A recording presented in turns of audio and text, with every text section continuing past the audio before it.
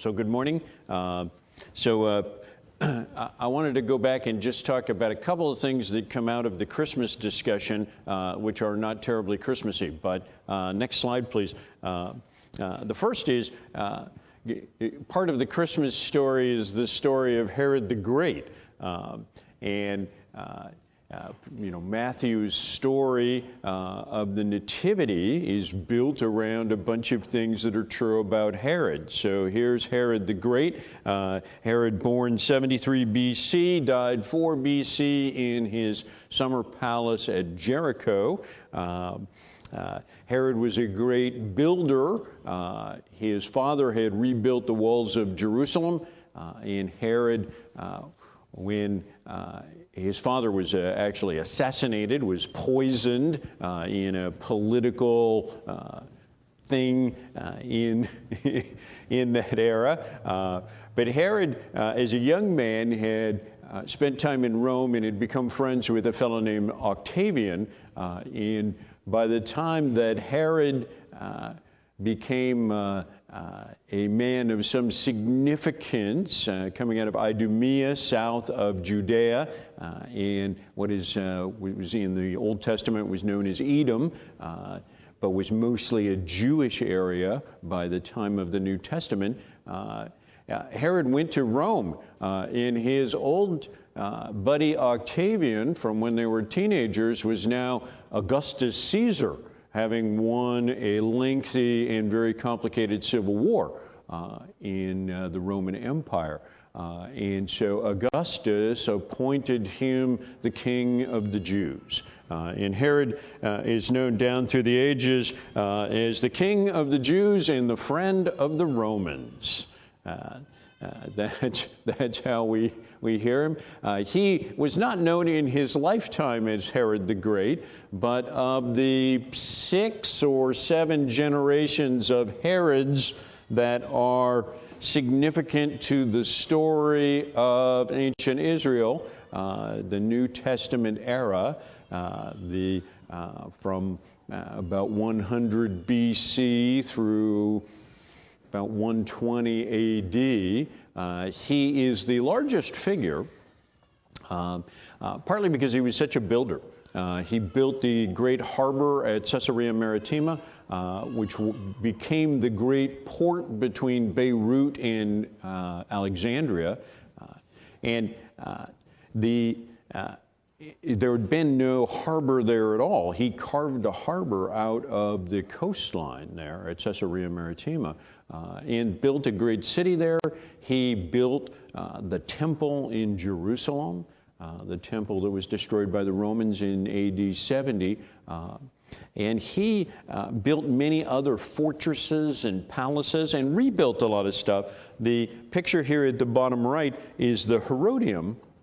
It's the remains of that, the big mound that is left, the big hill. But the Herodium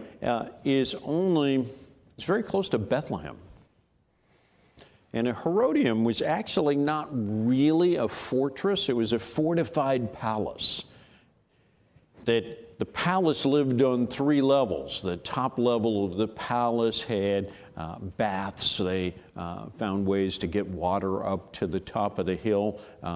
But the palace had stepped pieces down the hill towards the bottom, and it was outside of Bethlehem. It's actually southeast of Bethlehem, and it's not that tall, but in the wintertime when the sun is low, it casts a shadow in the direction of the town in the mornings and into the afternoon. Jesus was born in Bethlehem of Judea, almost in the shadow of the Herodium, this great fortified palace that Herod the Great used to hang out with his friends and to feast and party, and it was a place for him to get away from Jerusalem.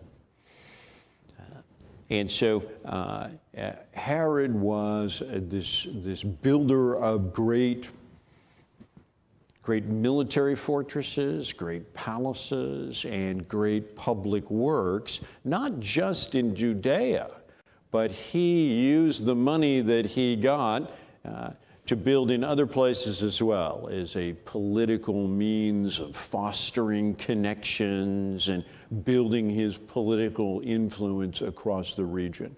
And although he was Jewish by birth and considered himself a Jew, he was not particularly Jewish. He wasn't super serious about his Judaism.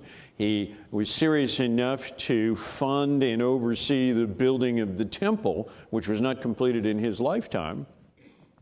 But he lived a fairly Hellenized Greek kind of a life. He lived mostly like a Roman of that era. So I put 4 names up here. These are not 4 children of Herod. Herod, of course, is believed to have had 10 wives, 8 of whom we have names for, and the first of whom came back to the palace about 10 years before Herod died. And Herod had previously divorced her, and it seems like maybe he remarried her late. So maybe that counts as an 11th marriage, depending on how you want to look at it. One of his wives was a descendant of the Hasmonean kings who had preceded Herod as kings of Judea. So she was royal, and her sons had royal blood. Herod eventually had her executed and also her sons as threats to his rule. He had at least 4 of his sons and 1 of his wives executed for, well, almost in every case, because he thought they were somehow a political threat to him. How many kids did he have? Nobody knows, because the daughters mostly are not counted. But of the sons, 3 sons we know of survived him.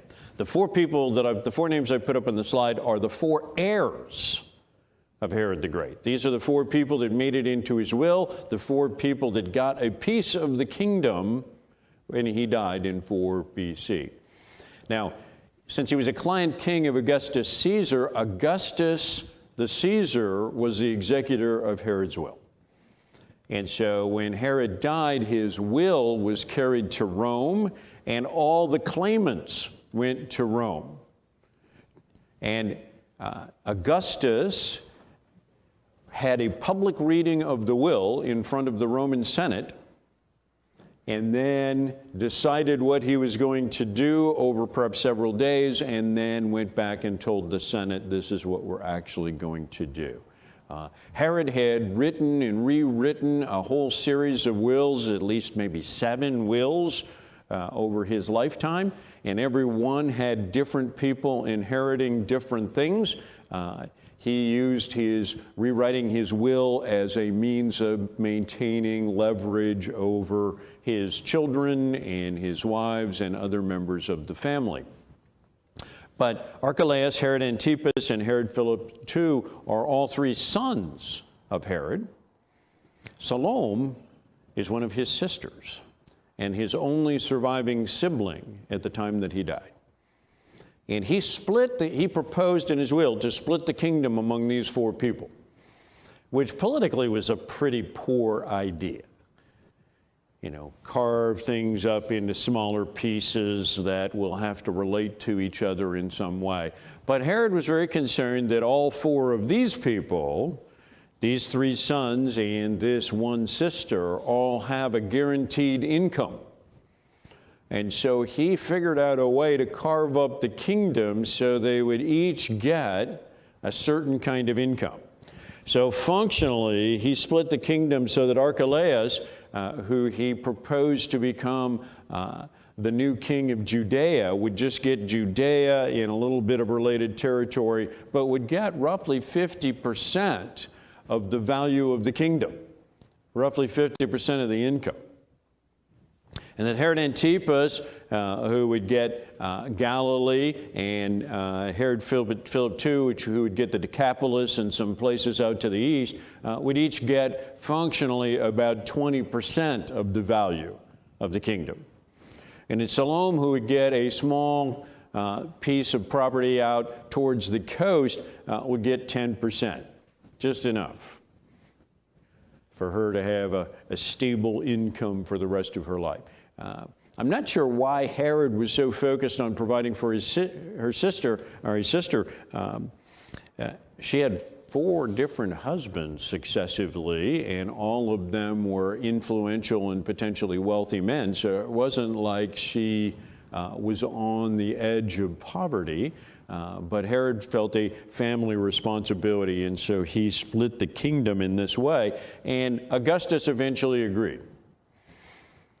Now, Archelaus, who was the principal heir, Augustus didn't make him king. He made him the ethnarch, the leader of the people, which is at least one step below a client king and maybe a couple, so a less powerful and less influential position. And it's partly because when Herod died, Archelaus kind of took charge and didn't do a very good job of it. Between Herod's death and the reading of the will in Rome, Archelaus went to Jerusalem because the Passover was coming. There was a riot. Archelaus deployed troops in response to the riot, and 3,000 people were killed.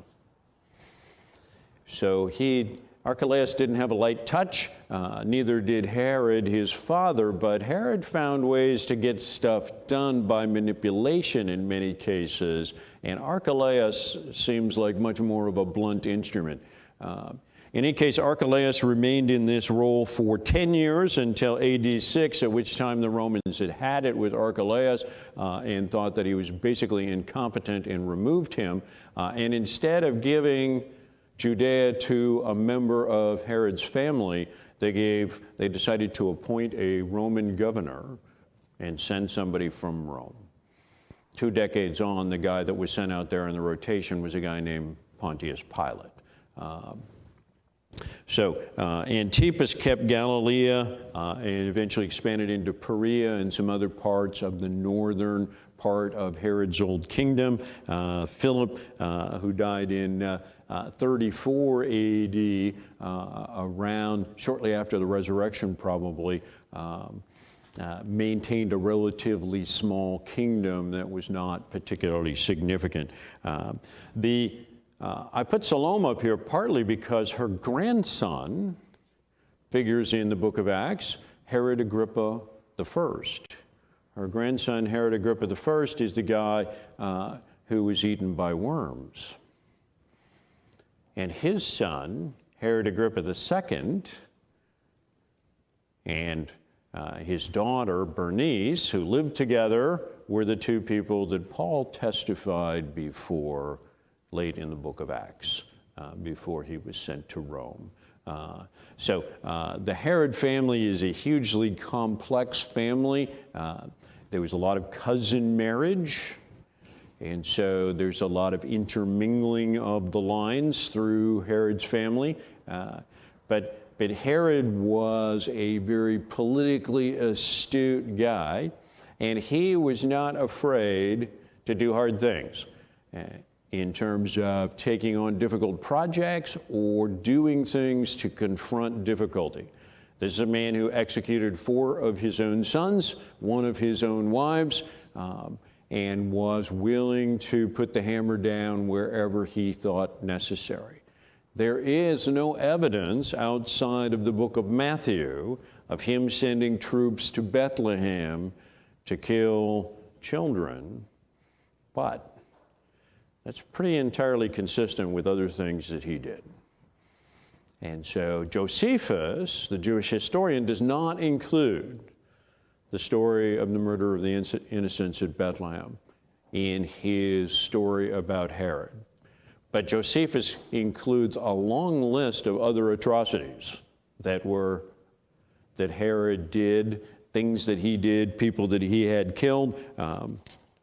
Herod, I think, regretted having his wife put to death.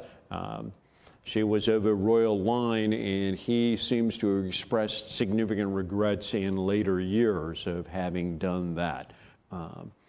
But that didn't prevent him eventually putting both of her sons to death. And he had 2 of his sons executed in the last few years before he died. He was constantly in belief that his children and potentially his wives were conspiring against him to have him killed so that they could replace him.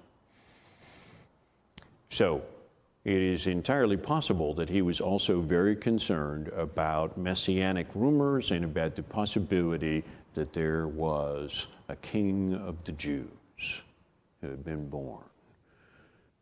So those are a few things about Herod and the family of Herod, and much, much more to that story. A very tangled, winding thing. But much of the things that Herod built still exist today. And the Wailing Wall, the western wall of the temple platform in Jerusalem, which is holy to Jews to this day, was built by Herod the Great. So, next slide. So let's go back and talk about apostles again. I started talking about a number of the apostles. This is Matthew. The painting at the lower right is called The Calling of St. Matthew by a guy named Giovanni Paolo Panini in the early 1700s. One of the things that's interesting about the various calling of Matthew paintings down through the ages is they almost always make Matthew look like he lives in the era that the painter was living in. The backgrounds, the soldiers, the uniforms, the things that people wear almost always are of the painter's era, not of the first century.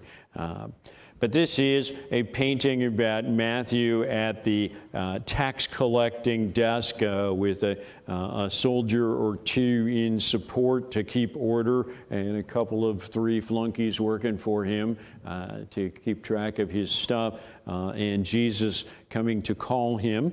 And then, of course, there's Guido Reni, in the 1620s, did the painting at the top left, which is Matthew consulting with the angel as he writes his gospel in a bound book, which is not a very first century thing. But this idea, this painting idea of Matthew consulting with an angel as he writes is a theme through a lot of art down through the last 2 millennia. That Matthew, in particular, somehow is shown with angelic assistance as he's composing his gospel. So, and these are the two big things that we know about Matthew, is that he was a tax collector or a publican. A publican wasn't an innkeeper. A publican was a supervisor of tax collectors. A publican was a senior tax collector who had other tax collectors working for them. So if Matthew was a publican, he was not a low-level guy in this organization, but he was a fairly high-level guy in this. And so we know that he was a tax collector, and we know that he wrote a gospel, which is his greatest contribution, and his gospel indicates that he was a gifted writer. Down through the Middle Ages, Matthew became known as one of the 4 evangelists. Now, the 4 evangelists are the 4 guys that wrote a gospel in that sense. So in the Middle Ages, the 4 gospel writers became known as the 4 evangelists. One of the things that's interesting about Matthew's gospel, people say, how do you know that this is Matthew that wrote this? One of the things that's interesting is you get into Matthew chapter 17, Matthew chapter 18. Matthew has a lot to say about coins. There's a lot of specific stuff about coins in Matthew's gospel, and who else cares about that? Which of the other gospel writers cares about coins? Anything specific about coins? When they came to Capernaum, the collectors of the 2 drachma tax went up to Peter and said, "Does your teacher not pay the tax?" Matthew's the only gospel writer that says it's a 2 drachma tax. He's probably the only one who cares, right? Everybody else just cares that it was a tax. But Matthew cares about how much the tax was. However, not to give offense to them, go to the sea and cast a hook and take the first fish that comes up, and when you open its mouth, you will find a shekel. The other gospel writer that tells this story says a coin. But Matthew says a shekel.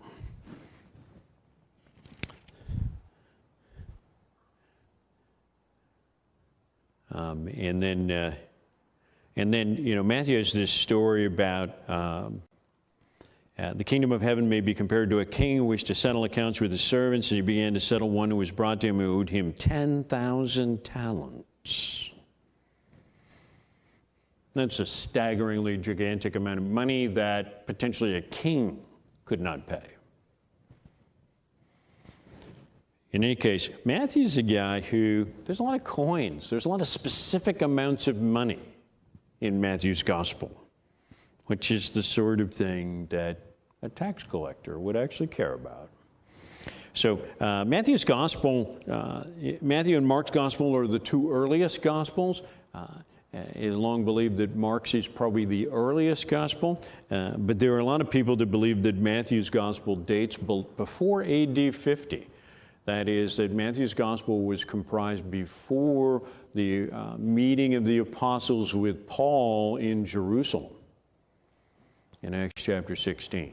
That Matthew's gospel dates back very early. Now, Matthew is also known as Levi, and Levi is a name that was very uncommon outside of the tribe of Levi.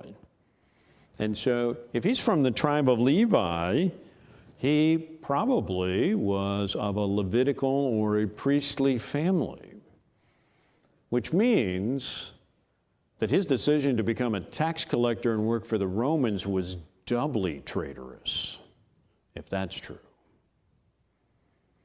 Very unlikely that a man named Matthew Levi came from any other tribe than the tribe of Levi.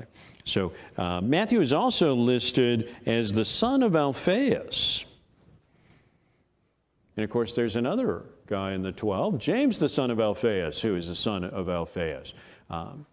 So potentially, many people believe, of course, that this means that they're brothers, which is a little interesting because James and John, the sons of thunder, are always listed as brothers.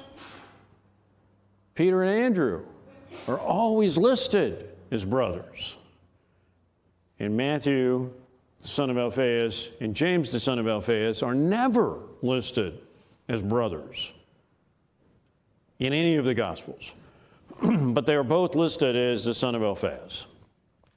And Alphaeus wasn't a super common name, and the son of Alphaeus, it would seem like that's got to be pointing to the same guy. So if Matthew and James, the son of Alphaeus, are brothers, it's interesting that they are not listed as so, and it also means that 6 of the 12 were brother pairs.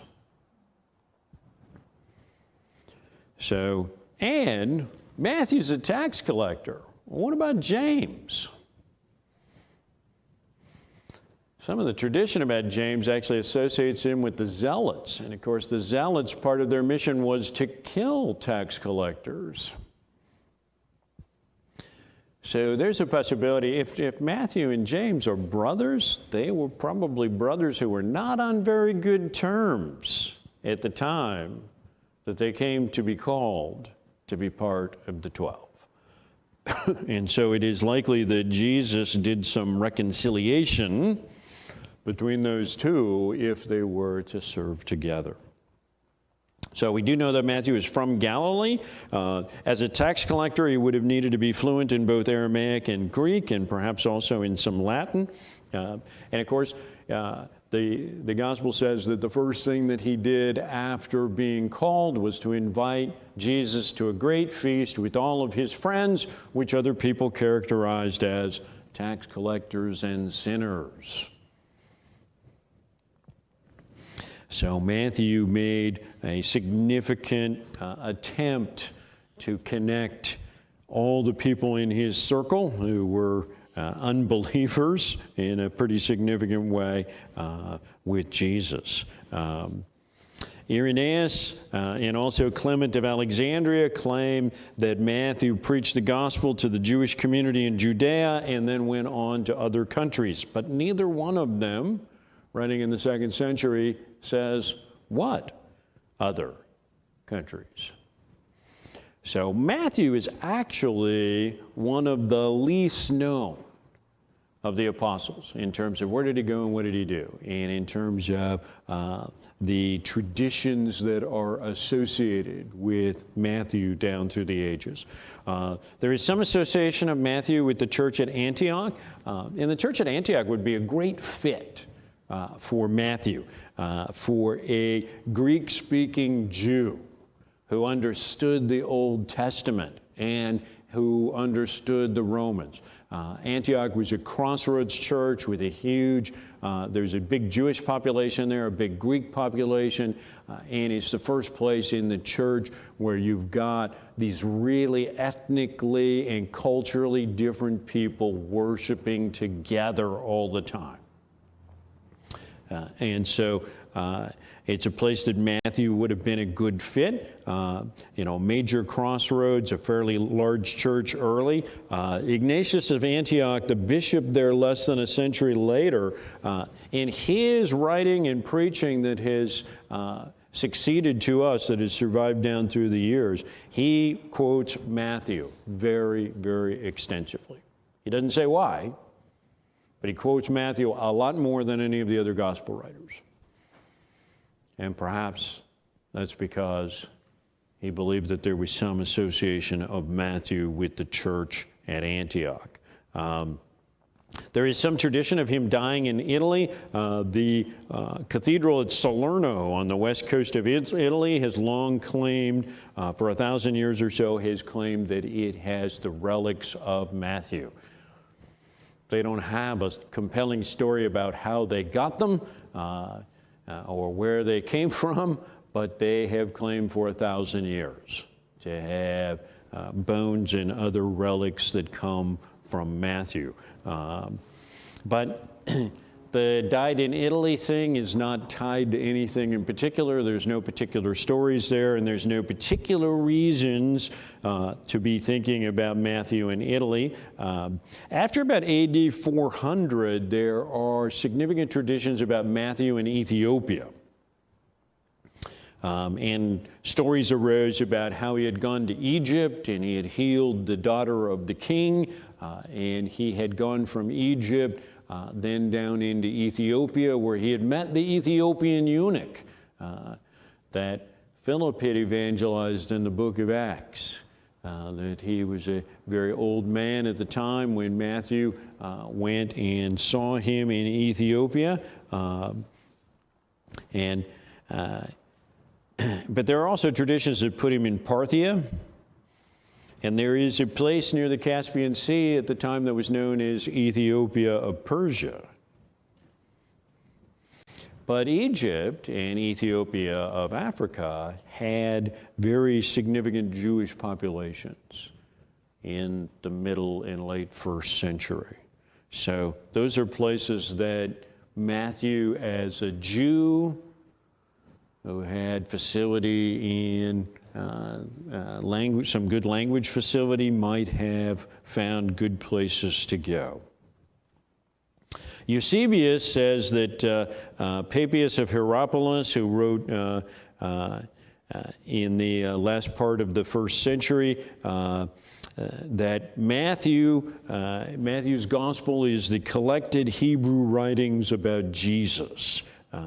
Jerome, who later translated the Bible into Latin 4 centuries on, claimed to have seen in a library the original Hebrew text of Matthew's gospel.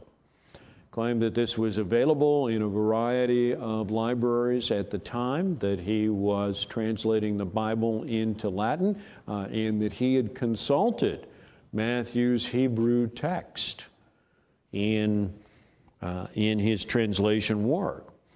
However, the Gospel of Matthew that has come down to us is very widely believed to have been written in Greek that it is very widely believed to have been written in very good Greek and not translated from something else. But it flows, it works in Greek very, very well, and it doesn't have the kind of stilted thing that you get when you translate it into another language. So there is a possibility that Matthew accumulated in Hebrew many things that Jesus had said and done, and that text was shared around for a long time, but that Matthew subsequently sat down and turned it into the gospel, and when he did that, he wrote it in Greek because he had facility in both languages. And one of the things that's important about Matthew is when they look to replace Judas Iscariot as one of the 12 in the first chapter in Acts, they replaced Judas with a man named Matthias.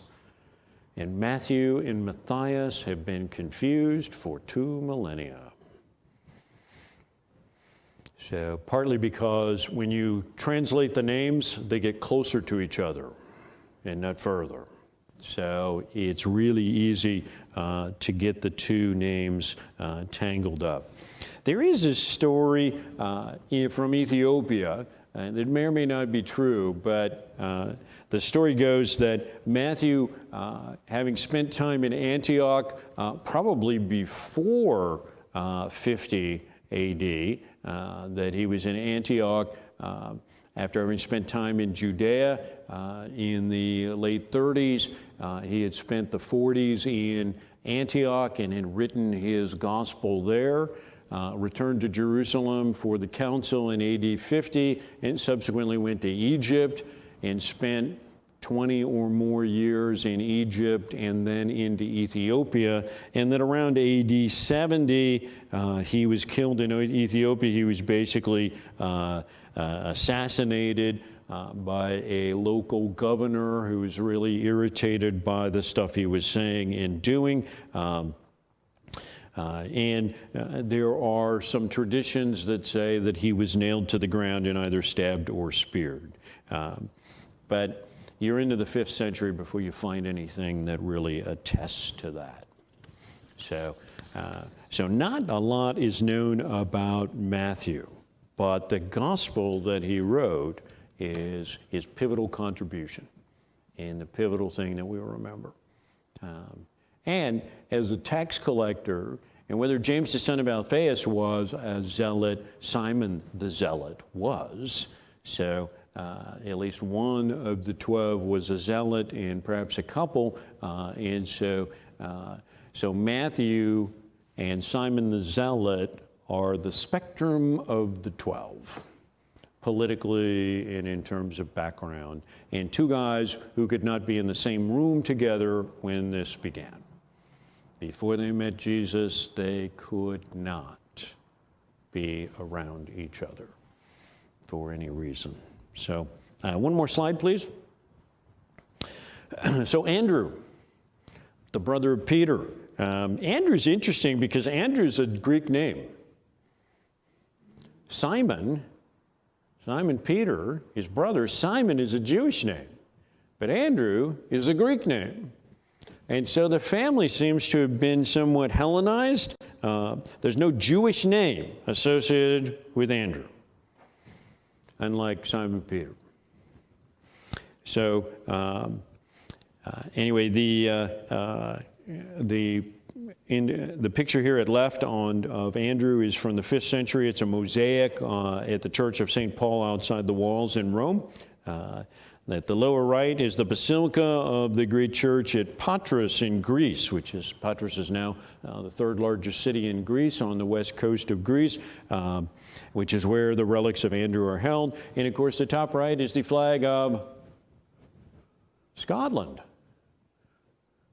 which bears St. Andrew's cross. If you go to Scotland to golf in the most famous golf course in the world, it's called St. Andrews. And it's named for this guy. What do we know about Andrew? We know he's the brother of Peter, that they are both the son of John or the son of Jonah, perhaps. Jonah is a pretty fisherman-y name. So there's a chance that it's really Jonah, born in Bethsaida on the north coast of the Sea of Galilee, working in or near Capernaum. Andrew was first a disciple of John the Baptist. He is included by Jesus when Jesus decides to bring 4 of his 12 along, but not when Jesus decides to bring 3. He is the number 4 among the disciples. So he is included occasionally, but not in the biggest stuff.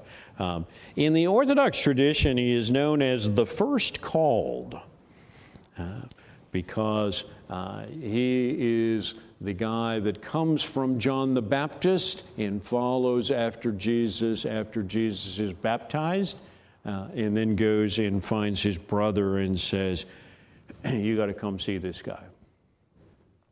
So later ministry, Eusebius says that Andrew preached in Scythia. Scythia is on the northeast side of the Black Sea. And when Paul uses the term Scythians in the New Testament, you can translate that barbarians. That's what Paul means. Paul doesn't necessarily mean people from Scythia. He means people with no culture, people with no background in civilization, people who live in ancient tribal societies. And Paul says Scythians and Greeks are welcome in the church. Greeks, the people with the highest culture in the world, and Scythians, people who lack any culture at all. But Andrew is associated with preaching in Scythia. There's a 12th century history of what is now the Ukraine. It's called The Tale of Bygone Years. And it claims that Andrew evangelized the whole Black Sea coast, all the way around the Black Sea, and went up the Dnieper River to what is now Kiev, preaching the gospel and founding churches. And so Andrew is the patron saint of Ukraine and the patron saint of Russia, among others, today. Hippolytus in the 2nd century says that Andrew preached in Thrace, that is southeast Bulgaria, on the west side of the Black Sea, and that he founded the church at Byzantium, later Constantinople, later Istanbul, and did so in the 30s, very early. So in that, at Byzantium, he appointed Stachys as bishop, who is probably the guy that's in Romans chapter 16, verse 9, that Paul knows of. Same name. Basil of Seleucia in the late 400s, mid-400s, says Andrew ministered in Scythia, Thrace, and Greece. Excuse me. Tradition says that he was crucified in Patras, in Achaia, in Greece, in either AD 60 or AD 69, and that he was tied to the cross rather than nailed to it in an attempt to prolong his suffering. So there is tradition that says that he preached from the cross, maybe for 2 days, but for a while before he died. And the tradition says that the Roman proconsul, who's otherwise unknown, named Aegiatus, was the guy who had him crucified, and he did so because Andrew had converted his wife to the faith, and he was unhappy to now be married to a Christian.